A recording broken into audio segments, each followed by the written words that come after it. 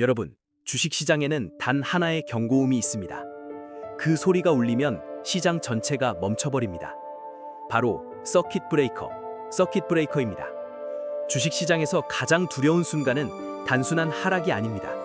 시장이 패닉 상태에 빠져 거래 자체가 중단되는 순간입니다. 최근 글로벌 지정학적 충격으로 국내 증시에서 코스피와 코스닥, 양시장에 서킷 브레이커가 동시에 발동되었습니다. 그렇다면 우리는 한 가지 질문을 던질 수 있습니다. 서킷 브레이커 이후 시장은 어떻게 움직일까요? 그리고 개인 투자자는 무엇을 해야 할까요? 오늘 우리는 과거 대한민국 증시가 멈춰섰던 역사적 사례를 통해 그 답을 찾아보겠습니다. 먼저 서킷 브레이커의 개념부터 살펴보겠습니다. 서킷 브레이커는 원래 전기 회로에서 사용되는 장치입니다. 전류가 과도하게 흐르면 회로를 차단해 화재를 막는 장치입니다. 주식시장에서도 같은 개념이 적용됩니다. 시장이 극단적인 공포에 빠질 때 거래를 일시적으로 중단합니다. 이를 통해 투자자들에게 이성을 되찾을 시간을 제공합니다. 한국거래소는 서킷 브레이커를 3단계로 운영하고 있습니다. 지수가 전일 대비 8% 하락하면 1단계가 발동됩니다. 이 경우 20분 동안 거래가 중단됩니다. 지수가 15% 하락하면 2단계가 발동됩니다.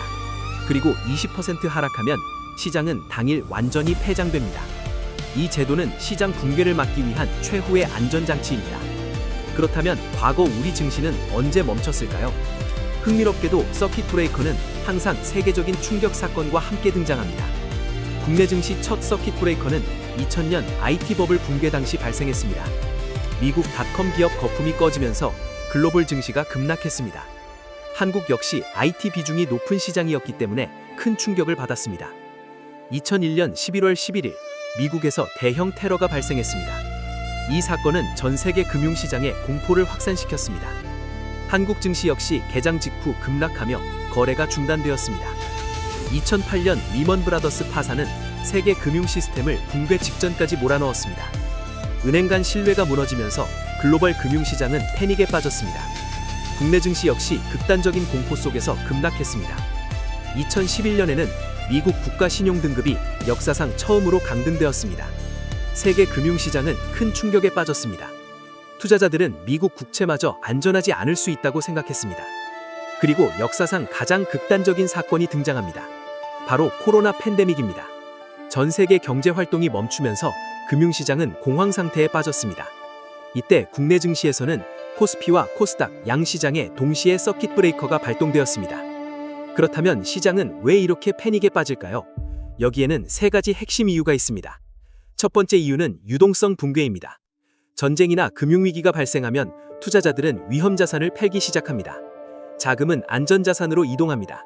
그 결과 시장 유동성이 급격히 줄어듭니다. 두 번째 이유는 자석 효과입니다. 지수가 서킷 브레이커 기준에 가까워질수록 투자자들은 거래 정지를 두려워합니다. 그래서 더 빨리 팔기 시작합니다. 이 과정에서 지수는 오히려 서킷 브레이커 기준으로 더 빠르게 끌려갑니다. 세 번째 이유는 군집 행동입니다. 공포 상황에서는 합리적인 판단이 어렵습니다. 투자자들은 남들이 파는 것을 보고 따라 팔게 됩니다. 이것이 바로 패닉 매도입니다. 그렇다면 서킷 브레이커 이후 시장은 어떻게 움직일까요? 역사적으로 시장은 일정한 패턴을 보여왔습니다. 다음 날 시장은 극단적인 변동성을 보입니다. 급락 이후 기술적 반등이 나타날 수 있습니다. 이를 데드캣 바운스라고 부릅니다. 하지만 동시에 반대 매매로 인해 추가 하락이 나타날 수도 있습니다. 통상 일주일 정도 지나면 정책 개입이 시작됩니다.